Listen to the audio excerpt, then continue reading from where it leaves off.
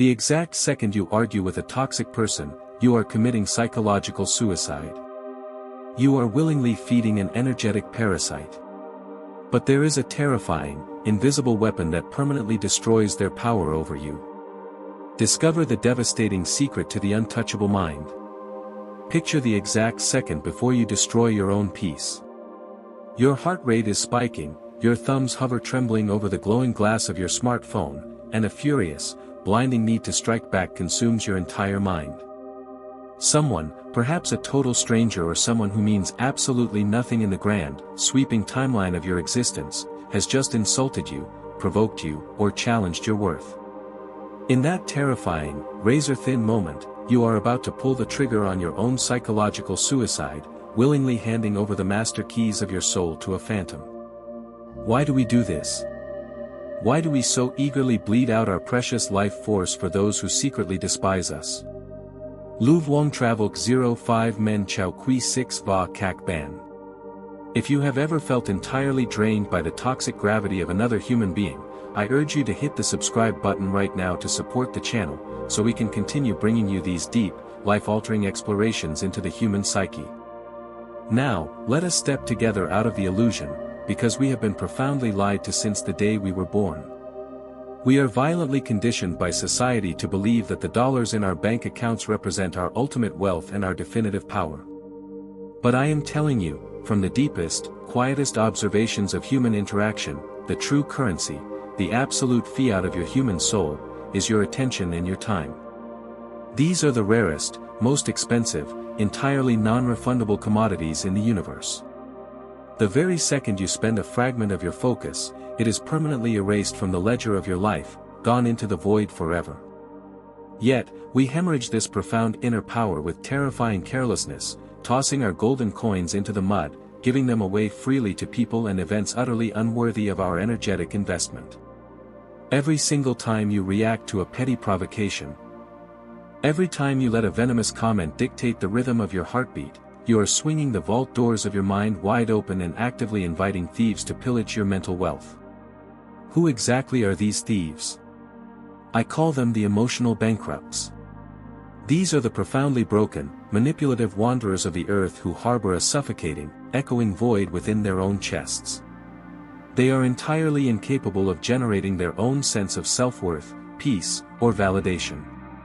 To survive their own unbearable emptiness, they become energetic parasites who desperately need your anger, your tears, and your furious paragraphs just to feel alive. When they bait you or drag you into their manufactured chaos, they are not communicating with you, they are sliding an invoice across the table for a psychological debt they accrued long ago, demanding that you pay it. The most tragic, devastating flaw of our modern human ego is the desperate, primal urge to pay that exact invoice.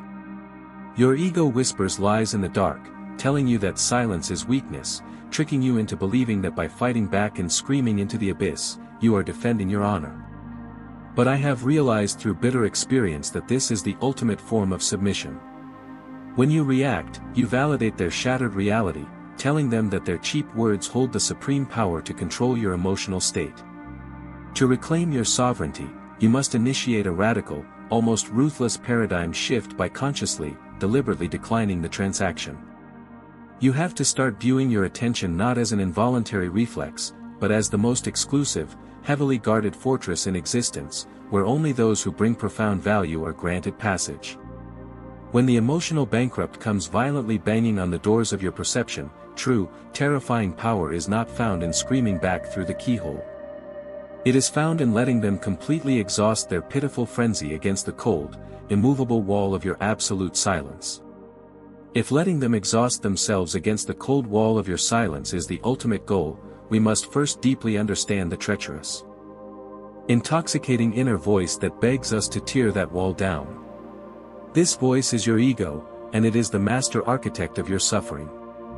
For years, I lived under the delusion that my ego was my fiercest protector, a loyal bodyguard standing at the gates of my identity, ready to draw blood the moment my character was assassinated or my intelligence was questioned. But I have come to a chilling realization: the ego is not a shield, it is a profound vulnerability. It is a fragile, crystalline structure that paradoxically thrives entirely on friction. When a stranger on the internet or a toxic acquaintance throws a stone at your reputation, your ego registers it not as passing noise, but as a catastrophic structural collapse. It screams at you, convincing you that if you do not immediately drop into the mud and fight to correct their perception, you will cease to exist. This is the grandest illusion of the human condition. We draft perfectly logical, devastatingly sharp rebuttals in our minds at 2 a.m, our blood boiling with the desperate fantasy of winning the argument. We believe that if we just find the exact right combination of words, we can force the emotional bankrupt to suddenly see our truth, to apologize, to recognize our inherent worth. But you cannot use logic to dismantle a reality that was built on pure, chaotic emotion. When you step into the arena to debate someone who is utterly committed to misunderstanding you, you have already lost. You have willingly descended into their dark, suffocating basement, playing a game where the rules are written in madness. The provocateur does not care about your beautifully constructed facts, they only care that they successfully hijacked your nervous system. By attempting to reason with toxicity, you are essentially trying to quench the thirst of a vampire by offering them a glass of water. They do not want your logic. They want your blood. Every paragraph you type, every raised decibel in your voice, is a massive withdrawal from your spiritual bank account, deposited directly into theirs. Recognizing this trap requires a terrifying level of self-awareness. You must watch your own outrage spike. Observe the burning desire to defend yourself, and then consciously choose to let the ego starve. You must endure the temporary, burning discomfort of being misunderstood by someone whose opinion holds absolutely no metaphysical weight in your universe. It feels like dying, at first, to let a lie about you stand unchallenged in the mind of a fool. But this micro-death of the ego is the exact birth of true, unshakable psychological freedom. Once you see the ego's desperate need to argue as a mechanical glitch rather than a noble crusade, you are finally ready to wield the most terrifyingly effective weapon in the human arsenal, absolute, unbothered silence. I am not speaking of the silence born of cowardice, where you swallow your words because you are paralyzed by fear or lacking in confidence. No, the silence I am talking about is a deliberate, highly calculated act of psychological warfare. It is the silence of a king or queen watching a court jester throw a tantrum on the marble floor. When you actively choose non-reaction, you are doing something profoundly disruptive to the toxic dynamic. Human communication is essentially a game of energetic tennis. When they serve a ball laced with venom over the net, they are entirely reliant on you swinging your racket to keep the game alive. When you simply drop your arms and watch the ball bounce past you into the void, the game instantly collapses. The psychological impact this has on the emotional bankrupt is staggering to witness. They are starved for your emotional friction. When they hurl an insult and are met with a blank stare, a deleted message, or a total withdrawal of your presence, you turn into a terrifying mirror. Without your chaotic reaction to distract them, their own poison has nowhere to go but to bounce directly back into their own psyche. They are left standing completely alone in a quiet room, deafened by the echoes of their own miserable toxicity. They will escalate, of course. They will bang louder on the doors, they will throw wilder accusations, desperate to find the button that makes you dance. This is the crucible where your discipline is forged. You must hold the line. You must treat their provocations like the howling of the wind outside a thick, stone fortress. You hear it, but you do not invite it in for tea. By mastering the art of ghosting the matrix of their drama, you strip them of all power. You communicate the most devastating truth a narcissist or a manipulator can ever receive: you do not exist with enough gravity to alter the trajectory of my day. This conscious silence is loud. It is deafening. It screams of a self-worth so monumental that it does not require external validation to remain standing. It is the ultimate boundary, a moat of quiet water around the castle of your mind that no amount of petty, earthly grievance can ever cross. Leaving them to drown in their own unreturned venom creates a sudden, profound vacuum in your life, a breathtaking spaciousness that you must now meticulously fill with the gold of your reclaimed energy. When you abruptly stop leaking your attention into the endless black holes of internet arguments, petty workplace dramas, and toxic relationships, you will be genuinely shocked to discover just how much mental stamina you possess. You are suddenly holding massive reserves of cognitive currency that were previously being burned in the furnaces of other people's chaos. This is where the true, beautiful alchemy of the human soul begins. You are no longer just practicing defense, you are shifting into the magnificent architecture of creation. Think about the sheer hours you have lost agonizing over what someone said about you. Now, imagine gathering up all of those scattered, anxious hours and pouring them directly into your own evolution. This is the essence of reclaiming your sovereignty. You begin to treat your attention like an ultra-exclusive VIP lounge, where the bouncer is ruthless. Only those who bring profound love, intellectual stimulation, deep peace, or genuine joy are allowed past the velvet rope. You redirect the furious energy that once fueled your arguments into building a life so intensely beautiful that the opinions of the lower frequencies simply cannot reach you anymore.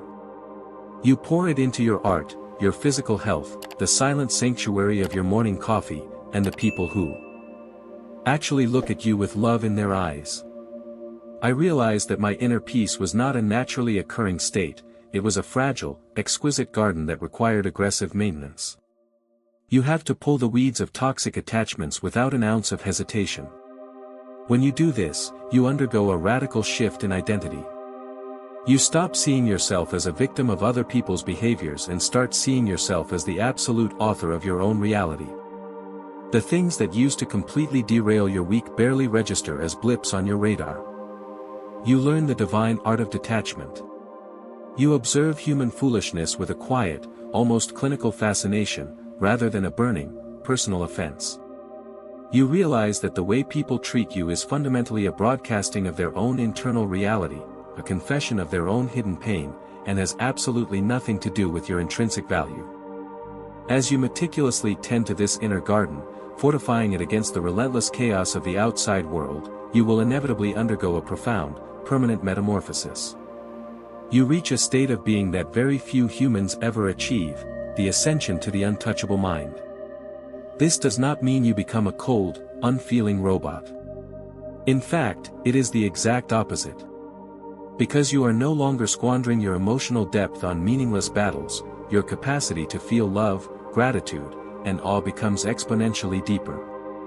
You can finally afford to be entirely vulnerable with the right people, because you know with absolute certainty that you have the power to protect yourself from the wrong ones.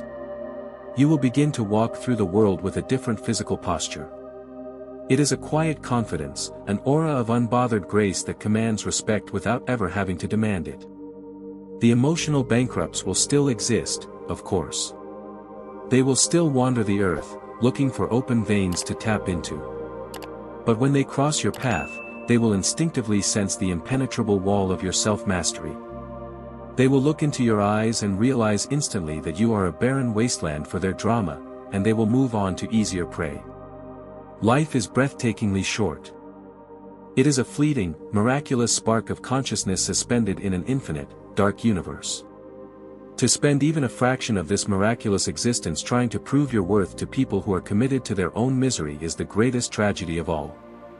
The ultimate victory is not found in destroying your enemies with brilliant words or orchestrating the perfect revenge. The ultimate victory is looking around at your life and realizing you are genuinely, profoundly happy, and that you cannot even remember the names of the people who tried to drag you into the dark. You have taken your golden coins of time and attention and bought yourself a magnificent, unshakable peace. This is the true wealth.